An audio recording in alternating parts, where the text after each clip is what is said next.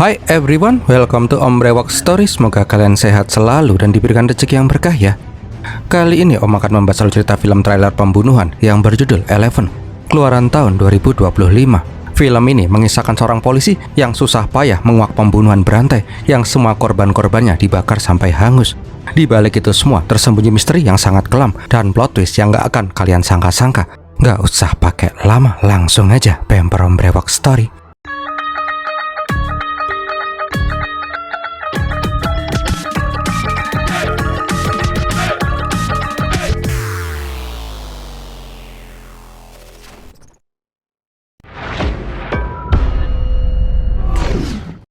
Awal kisah, kita diperlihatkan seorang psikoprat yang sedang menyeret korbannya. Setelah membunuh korbannya, dia langsung menyiram bensin ke tubuh korbannya itu dan langsung membakarnya hingga hangus. Berita tentang pembunuhan sadis itu pun menjadi viral. Kepolisian pun sangat kesusahan mencari pelaku karena sangat sedikitnya bukti. Oke, sebelum lanjut, kita ke tempat lain dulu yuk. Diperlihatkan ada perampokan di sebuah bank oleh kawanan maling bertopeng. Mereka itu berhasil mencuri uang ratusan juta rupiah dan perhiasan dari berangkas bank. Ini lagi mama pakai cincin gede banget, ya ikutan dicolong lah.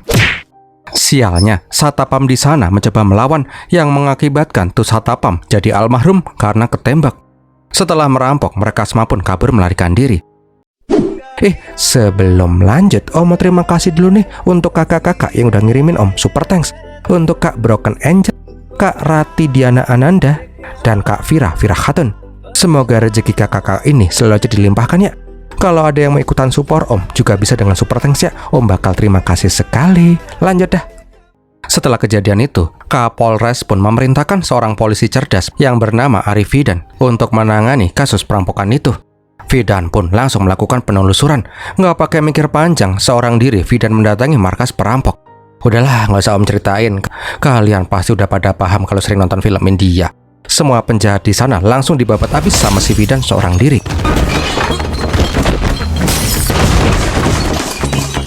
You think? Touch me. Want some more? Why we rookie all the way? Keep it for show and tell. And red light. Habis itu baru deh anak buahnya Fidan pada datang. Ya tipikal film India juga sih. Polisi datang tepat waktu itu haram hukumnya. Karena kesuksesan Inspektur Fidan, Kapolres pun menyuruh si Fidan untuk menangani kasus berikutnya, yaitu kasus narboboy. Ya karena ini perintah, ya udah gas kuy. Di saat yang bersamaan, kasus pembunuhan berantai pun terus berlanjut. Pak Kapolres pun memerintahkan Inspektur Ranjit Kumar untuk memimpin investigasi. Sayangnya, kasus pembunuhan berantai itu terus saja terjadi. Sialnya lagi, pembunuhan itu sangat rapi. Polisi tidak bisa menemukan bukti sekecil apapun yang bisa mengarah ke pelaku. Dokter forensik pun mengatakan kalau di tubuh korban tidak terdapat tanda-tanda kekerasan. Korban itu tewas karena ditembak kepalanya dan dibakar. Ya tambah mumet lah si Kumar. Beberapa hari kemudian, Kumar pun menemukan mayat yang hangus terbakar lagi. Kumar kesal karena si kopret terus saja memakan korban. Nah di lain sisi, Fidan terus memburu para penjual obat terlarang. Dengan keahliannya, dia berhasil menemukan gembong narboboy itu dan menangkapnya. Karena kembali sukses, Fidan mendapatkan apresiasi dari Pak Kapolres. Sedangkan si Kumar malah mendapat ultimatum karena kasus pembunuhan berantai itu terus terjadi tanpa bisa dihentikan. Bahkan sekarang korbannya sudah berjumlah 6 orang. Sampai suatu malam, Kumar yang lagi puyeng cekot-cekot mendapat telepon dari orang tidak dikenal. Seketika dia pun langsung bergegas pergi. Sayangnya di tengah jalan, mobil yang dia naiki menabrak karung yang membuat si Kumar kecelakaan dan mengalami cedera berat. Karena kondisi Kumar yang koma, Pak Kapolres pun menugaskan Inspektur Arif Fidan sebagai ketua investigasi kasus pembunuhan berantai untuk menggantikan si Ranjit Kumar. Fidan juga diberi asisten yang akan membantu semua pekerjaannya si Fidan, yaitu si Manohar. Nggak mau membuang waktu, Fidan meminta si Manohar mengantarkan dia ke semua TKP kasus pembunuhan berantai. Malam harinya, setelah mendatangi semua TKP dan meneliti semua berkas korban, Fidan menyimpulkan kalau semua korban memiliki beberapa kesamaan. Mulai dari rata-rata usia, sebab kematian yang ditembak di kepala, dan dibakar sampai hangus. Yang membuat Fidan bingung, dari ke-6 korban itu, keluarga mereka tidak melaporkan tentang kehilangan orang. Adalah intinya aja nih ya, Manohar itu disuruh menjaga rahasia ini, jangan sampai ada orang lain tahu selain mereka berdua. Nah pas mau pulang, Manohar pun ditelepon seseorang. Dia bilang akan segera pulang setengah jam lagi. Pas ditanyain apakah yang menelpon itu istrinya Manohar, Manohar itu malah bengong. Manohar cerita kalau istrinya itu telah meninggal setahun yang lalu karena kecelakaan. Yang menelpon itu adalah pengasuh anaknya. Gak lama kemudian, Manohar pun sampai di rumah yang langsung disambut oleh anak sematawayangnya. Di kala itu, Fidan bisa melihat sosok ayah dari diri Manohar yang sangat sayang kepada anaknya. Keesokan paginya, pas Fidan mau berangkat bekerja, mobilnya tiba-tiba mogok. Nggak mau telat gawe, dia nyetopin mobil yang lewat. Niatnya sih mau nebeng. Tapi pas itu kaca mobil dibuka, Fidan pun langsung kaget pas ngeliat ada cewek yang bernama Sanjana. Siapa sih Sanjana itu yang bisa membuat inspektor keren kumis melintang ini kena mentalnya? Oke deh, kita flashback 8 bulan yang lalu dulu yuk.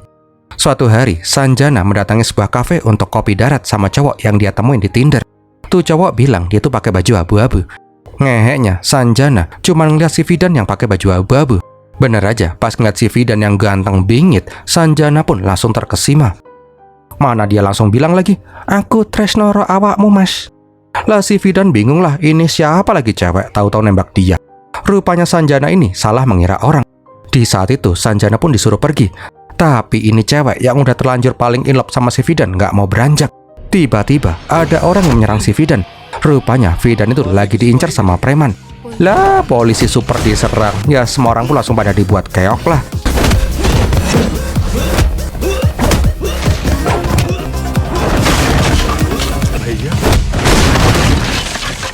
Semenjak saat itu, kemanapun Fidan pergi, Sanjana pun pasti ngintilin. Pokoknya ini cewek itu ngebet banget dah. Tapi Fidannya mah emoh. Dia tuh lagi mau fokus jadi polisi-polisian, nggak mau cinta-cintaan dulu. Gitu ceritanya. Singkat cerita, Fidan dan Manohar pun mendatangi rumah sakit untuk menjenguk Inspektur Kumar. Sayangnya sampai sekarang Inspektur Kumar masih belum sadarkan diri. Malam harinya, si kopret yang menggunakan topeng melihat seorang duduk sendirian di halte bus. Nggak perlu banyak cang-cincong, si kopret itu pun langsung menghampiri korban dan membuatnya pingsan dengan alat kejut listrik. Besok paginya, Fidan dan Manohar menemukan mayat yang hangus terbakar di bekas pabrik. Sama kayak sebelum-sebelumnya, nggak ditemukan bukti apapun di TKP. Karena ini sudah ketujuh kalinya, media pun terus menekan ke kepolisian agar segera menemukan pelakunya. Fidan kemudian menemui dokter forensik. Dokter forensik itu mengatakan kalau pola pembunuhan pelaku sama dengan pola pembunuhan-pembunuhan yang lain. Tapi kali ini ditemukan plat platina di pergelangan kaki korban. Karena hal itulah, Fidan pun langsung pergi ke rumah sakit ortopedi dan bertanya siapa saja yang menggunakan plat platina di pergelangan kaki di kota itu. Dokter itu pun akan memberikan biodata pasien besok pagi ke Fidan.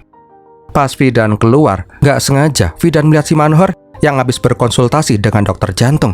Penasaran dong, masa ia nggak penasaran? Fidan pun bertanya kepada dokter jantung secara diam-diam.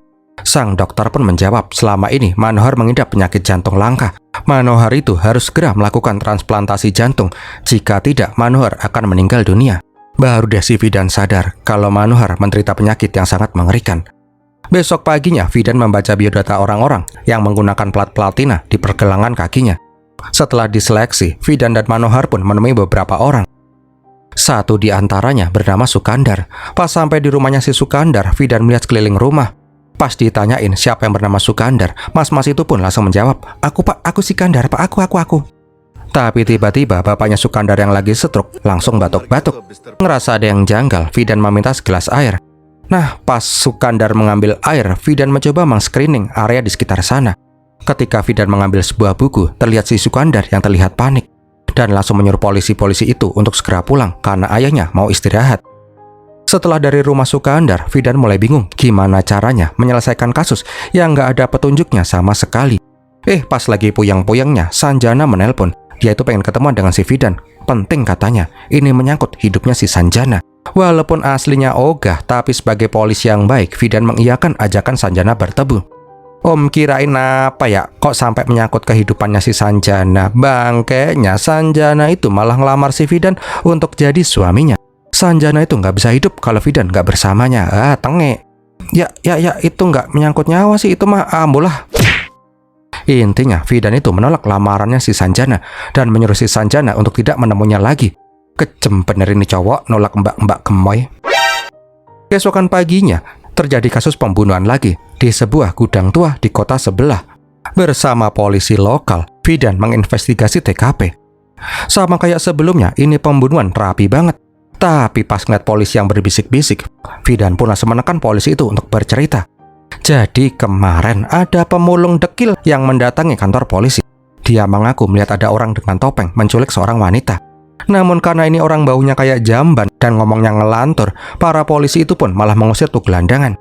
Singkat cerita, Fidan pun mendatangi gembel itu. Tuh gembel pun cerita kalau semalam dia melihat ada orang yang bertopeng menculik seorang wanita. Fidan pun kembali bertanya, apakah tuh gembel pernah melihat korban sebelumnya? Gembel itu menjawab, dia sering melihat tuh cewek pakai skuter pas berangkat dan pulang kerja. Fidan pun menyadari ada yang aneh, tuh cewek kan selalu menggunakan skuter, kenapa hari ini dia tuh naik bis? Nggak hilang ide, Fidan menyatronin bengkel motor di dekat sana. Dan walah, bener, ada cewek yang menservis motornya 2 hari yang lalu. Tapi sampai sekarang tuh motor belum juga diambil. Pas membuka jok motor, Fidan menemukan fotokopi STNK korban atas nama Merah. Tapi pas disatronin ke rumahnya, Fidan dan Manohar kaget karena Merah itu ternyata masih hidup. Kebetulan banget polisi lokal mengingat kalau kemarin Merah juga datang ke kantor polisi. Merah itu diusir karena pengen ngelaporin anjingnya yang hilang. Ngerasa janggal karena rumahnya itu bersih, nggak kayak rumah yang miara anjing, Fidan pun menyuruh Manohar untuk mengecek seisi rumah. Dan walah ditemukan kalau Merah itu ternyata kembar. Di sana, Fidan juga melihat sebuah foto alumni sekolah Twin Bird yang sama persis dengan yang dia temukan di rumahnya si Sukandar. Ya udah deh, Merah dan Sukandar pun langsung ditangkap polisi. Baru deh mereka menjelaskan kalau mereka itu bukan Merah dan Sukandar, melainkan saudara kembarnya Tara dan Surendar.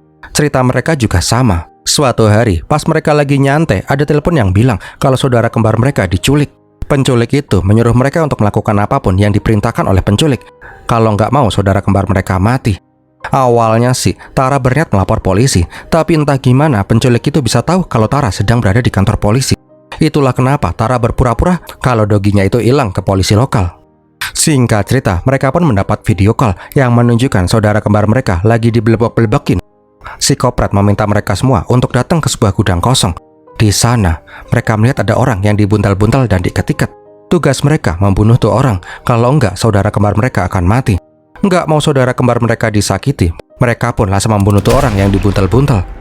Keesokan harinya mereka berharap-harap cemas. Mereka berharap saudara kembar mereka bisa kembali.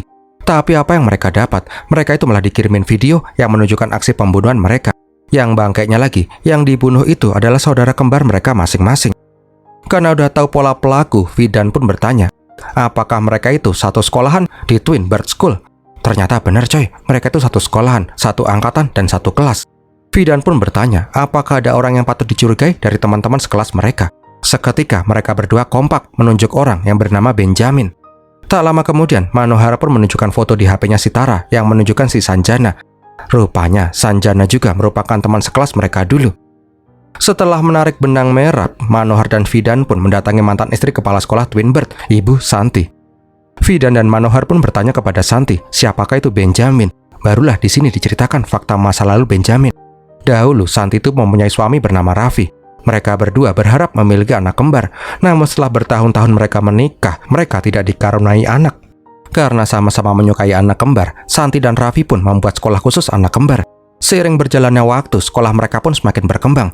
Santi senang karena bisa mempunyai banyak murid-murid kembar, sedangkan Raffi senang karena pundi-pundi uangnya semakin bertambah. Suatu ketika, Santi dan si Raffi melihat dua anak kembar bernama Benjamin dan Francis tertidur di pinggir jalan. Benjamin dan Francis itu yatim piatu. Karena kasihan, Santi dan si Raffi menawarkan Benjamin dan Francis untuk sekolah di sekolah kembar secara gratis. Apalagi Benjamin itu merupakan anak yang jenius di olahraga catur, sedangkan Francis sangat jenius di bidang akademik. Berjalannya waktu, Benjamin memenangkan kejuaraan catur di tingkat provinsi. Karena sering meraih prestasi, Benjamin dan Francis pun menjadi murid teladan di sekolah. Sialnya, hal itu membuat para murid-murid yang lain merasa cemburu.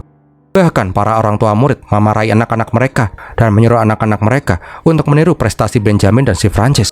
Karena hal itu jugalah mereka semua pun mulai membuli si Benjamin dan si Francis. Diceritakan, Francis yang memiliki pribadi yang lemah lembut selalu saja menangis ketika dibully. Nggak terima saudaranya dibuat mewek, Benjamin yang emang dasarnya keras langsung menghajar teman-temannya yang sudah membuat Francis menangis. Karena baku hantam, Santi menghukum mereka semua. Santi marah kepada murid-murid yang membuli Benjamin dan Francis. Santi juga marah kepada Benjamin yang main fisik. Meskipun dihukum, Benjamin itu sangat menyayangi dan menghormati si Santi. Benjamin itu menganggap Santi sebagai ibunya sendiri. Beberapa hari kemudian, lomba catur tingkat nasional pun akan digelar. Santi terus melatih Benjamin agar siap mengikuti lomba itu. Santi itu kagum akan kecerdasannya si Benjamin ketika menyusun strategi dalam bermain catur. Benjamin tidak pernah kalah. Benjamin selalu mempunyai plan A, plan B, dan plan C. Di saat itu, Benjamin bilang ke Santi kalau dari kecil dia tidak pernah melihat sosok ibunya. Bolehkah dia memanggil Santi dengan sebutan ibu, walaupun hanya sekali saja? Namun, belum juga Santi menjawab, tiba-tiba listrik padam. Benjamin pun langsung berlari ke asrama untuk menemani si Francis. Benjamin itu tahu Francis itu fobia terhadap kegelapan. Benjamin pun langsung memeluk si Francis yang berteriak-teriak dan menangis ketakutan. Nah, di hari itu, Santi pun baru tahu tentang fobia kegelapannya si Francis. Beberapa hari kemudian, Benjamin pun pergi keluar kota untuk mengikuti lomba cantor tingkat nasional. Aslinya sih, Benjamin itu nggak mau berpisah dengan saudaranya. Tapi Santi menjamin kalau Francis akan aman ketika Benjamin keluar kota. Namun, ketika Benjamin pergi, Francis itu terus saja dibully sama teman-teman sekelasnya, yang membuat si Francis itu selalu aja menangis di kelas. Beberapa hari kemudian, Benjamin pun pulang dengan membawa piala juara 1. Francis itu sangat bangga terhadap saudaranya itu. Hari itu juga bertepatan dengan hari ulang tahun Benjamin dan Francis. Ibu Santi dan Pak Raffi memberikan selamat untuk kedua murid kesayangan mereka itu.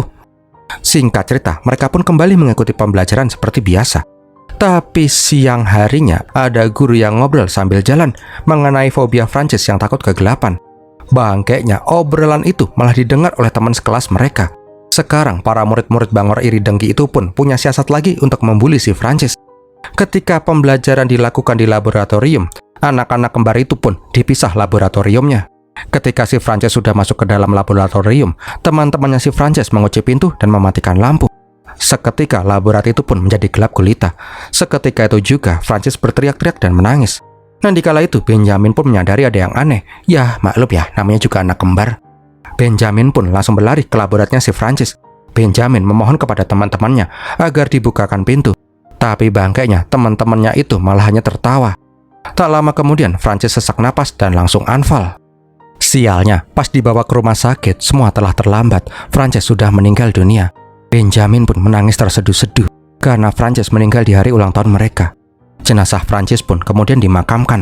Santi terus memeluk si Benjamin yang tidak berhenti menangis. Setelah dimakamkan, semua orang pun membubarkan diri. Santi pun mengajak si Benjamin pulang, tapi Benjamin tetap menolak. Alhasil, Benjamin pun tidur semalaman di kuburan itu. Benjamin juga mengingat-ingat masa indahnya bersama si Francis. Sampai ada biarawati yang bernama Helen melihat Benjamin yang lokrok-lokrok. Biarawati Helen pun kemudian membawa Benjamin pulang ke asrama sekolah kembar. Beberapa hari kemudian, Benjamin pun kembali bersekolah. Benjamin menatap teman-teman kelasnya dengan tatapan yang sangat tajam. Seketika, semua orang di sana pun langsung hening karena mereka sadar yang menyebabkan kematian Francis itu adalah mereka. Sampai beberapa hari kemudian, biarawati Helen menemui Santi dan Raffi. Dia mengatakan jika Benjamin terus berada di sekolah itu, Benjamin tidak akan bisa melupakan si Francis. Karena hal itulah, Benjamin pun harus dipindahkan demi kebaikan si Benjamin. Yang paling sedih tentu aja si Santi karena harus berpisah dengan si Benjamin. Karena Santi sudah menganggap Benjamin itu seperti anaknya sendiri. Nah, dikala itu Raffi bilang bila Benjamin bersedia kembali ke sekolah itu lagi, mereka akan menerima Benjamin dengan tangan terbuka. Tapi Benjamin langsung melengos pergi begitu saja. Kenapa Benjamin jadi kayak gitu? Karena pas di rumah sakit, aslinya si Santi itu ingin melaporkan kematian Francis ke kepolisian. Tapi Raffi melarang. Raffi yang mata duitan nggak mau citra sekolahnya jadi buruk. Lagian dia setuju menampung Benjamin dan si Francis karena mereka itu berprestasi. Sekarang mereka sudah nggak berguna lagi, jadi nggak perlu lapor polisi. Setelah menceritakan semuanya, Santi pun menangis sembari melihat foto Benjamin dan si Francis ketika di sekolah. Nah, pas si Fidan bertanya, gimana nasib sekolah Twinbird? Santi pun mengatakan, karena dosa-dosa para murid dan juga kegagalan para guru di sekolah kembar, Tuhan pun marah dan membuat sekolah kembar mereka hangus terbakar. Pasca kebakaran, Raffi jadi depresi dan sering mabuk-mabukan. Akhirnya, dia pun tewas karena overdosis alkohol. Santi juga cerita, dia mendapatkan informasi dari biara Helen. Kalau setelah kejadian itu, Benjamin diadopsi oleh keluarga kaya dan hidup di luar kota. Nah, setelah mendengarkan ceritanya Ibu Santi, Fidan meminta biodata murid-murid satu kelasnya si Benjamin. Setelah membaca biodata murid-murid itu, Fidan pun baru sadar kalau yang meninggal itu adalah anak-anak yang berada di laboratorium tempat Francis meninggal. Dan semua pembunuhan itu terjadi pas hari ulang tahun mereka, seperti Francis yang mati pas hari ulang tahunnya. Sekarang motif pelaku sudah ketahuan untuk balas dendam ke anak-anak kembar yang telah membuat saudaranya meninggal. Benjamin ingin mereka merasakan kehilangan saudara yang sangat mereka sayangi. Nggak mau membuang waktu, Fidan pun langsung cus pergi ke rumah Sanjana untuk memberitahu pembunuhan yang sudah dilakukan oleh Benjamin. Mendengar itu, Sanjana dan saudari kembarnya yang bernama Anjana langsung ketakutan. Demi keamanan Sanjana dan saudara kembarnya, Fidan memerintahkan Sanjana dan Anjana untuk tinggal sementara di rumahnya si Manohar. Setelahnya, Fidan kembali melakukan investigasi. Tinggal 2 pasang saudara kembar yang masih belum jadi korban, Sanjana Anjana dan Diran Diraj. Singkat cerita, Fidan mencari Diran Diraj di alamat yang tertulis di biodata sekolahnya. Tapi sayangnya 2 orang itu sudah pindah dari 15 tahun yang lalu. Penjaga warung di depan bilang kalau beberapa tahun yang lalu dia pernah melihat ibunya si kembar berjualan di pasar. Nggak mau membuang waktu, Fidan langsung mencari keberadaan ibunya si kembar. Tapi sayangnya ibunya sudah meninggal. Fidan pun meminta orang pasar menghubunginya kalau tahu keberadaannya si kembar. Tapi naasnya, keesokan harinya ditemukan korban selanjutnya. Dan kemungkinan besarnya itu adalah si Diraj. Pak Kapolres pun marah besar karena kasus pembunuhan berantai ini masih belum bisa terpecahkan. Nah, untuk segera memecahkan kasus ini, Fidan pun disuruh menemui Inspektur Kumar yang sekarang sudah siuman. Singkat cerita, mereka berdua pun ngobrol. Kumar juga menceritakan kejadian kenapa dia bisa sampai kecelakaan tempo hari. Nah, di kala itu ada sosok misterius yang mengaku sebagai pembunuh. Dia ingin bertemu dengan si Kumar. Tapi pas di jalan, ada sebuah mobil Mercy hitam yang mepet mobilnya, sehingga dia pun kecelakaan. Namun setelah kemarin dia sadar, Kumar itu baru tahu kalau orang yang menolongnya membawa ke rumah sakit adalah orang yang bernama Benjamin. Kumar heran kalau tuh pelaku ingin membunuhnya, kenapa dia susah-susah membawanya ke rumah sakit. Intinya, pembicaraan mereka itu terus berlanjut sambil si Fidan itu udut gudang garam filter. Tak lama kemudian, Ibu Santi pun menghubungi si Fidan. Walaupun dia itu nggak percaya kalau Benjamin pelaku pembunuhannya, tapi Ibu Santi ngasih sebuah informasi penting. Setiap tahun, Ibu Santi selalu nyekar ke makam Francis tepat di hari kematiannya.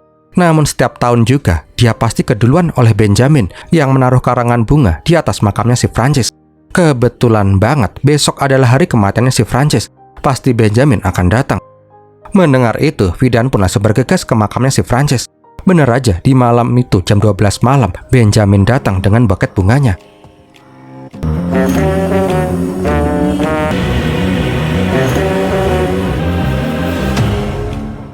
Pas membuka topengnya, baru deh ketahuan kalau Benjamin yang selama ini kita cari-cari adalah si Manohar. Plot twist gak tuh? Gak mau membuang kesempatan, Fidan langsung menodongkan pistolnya.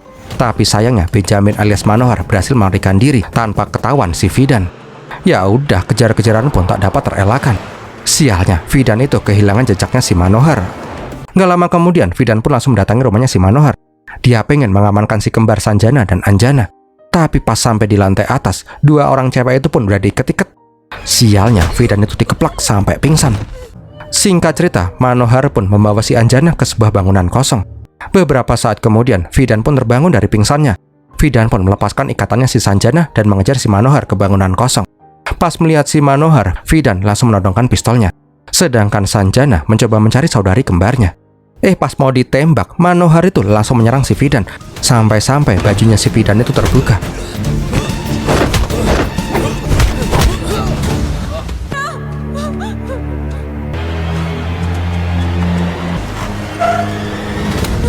Pas lagi bertarung itu, Sanjana terus-terusan saja meneriaki nama Anjana. Di saat itulah Fidan melemparkan pistol. Fidan bilang kalau Manohar alias Benjamin akan segera membunuh si Anjana. Ambil pistol itu dan tembak orang yang keluar dari lift. Karena tekanan yang amat hebat, Sanjana menekan pelatuk sambil menutup mata. Bangkeknya, orang yang keluar dari lift itu adalah saudari kembarnya sendiri. Alhasil, Anjana pun tewas dibunuh oleh si Sanjana.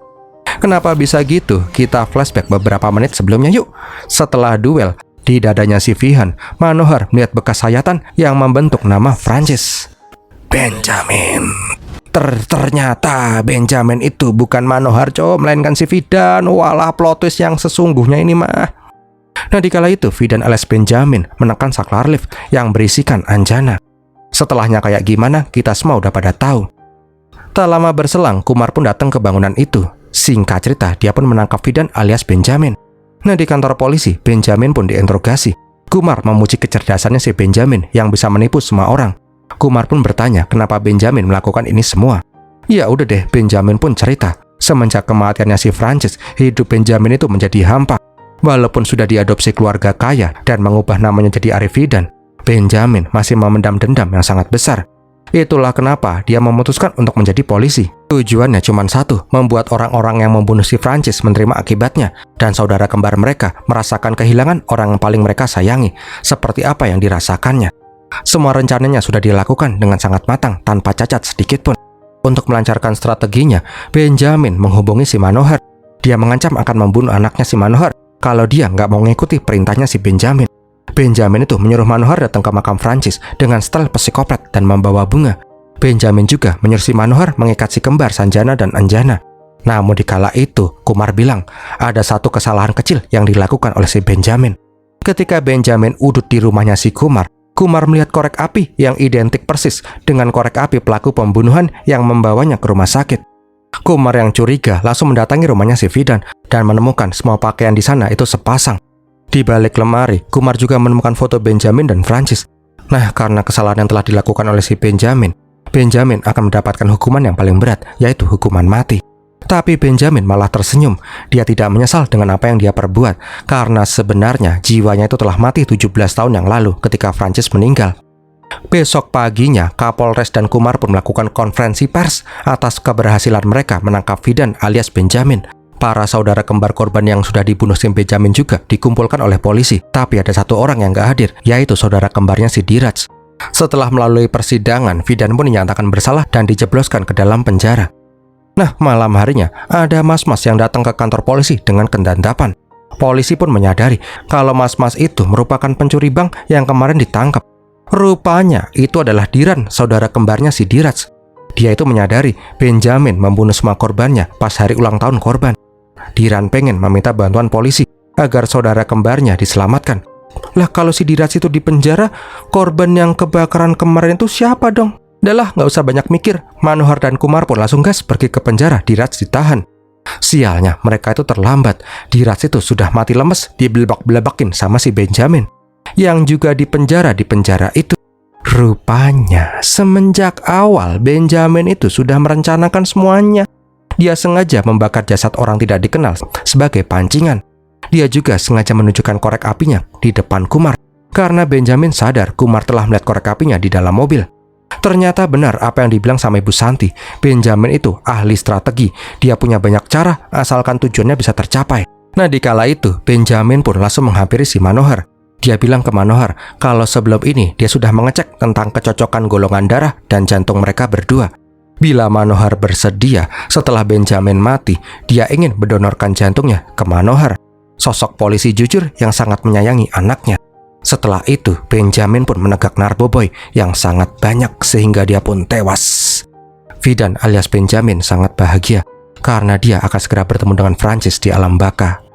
Keesokan harinya, Santi pun menerima surat dari si Fidan alias Benjamin yang bertuliskan, "Ibu." Santi pun langsung menangis setelah membaca surat itu. Beberapa hari kemudian, Manohar pun berziarah ke makam Benjamin. Benjamin pun dimakamkan tepat di sebelah makamnya si Francis. Manohar pun menangis dan berdoa untuk mendiang Benjamin dan si Francis. Dan filmnya pun berakhir.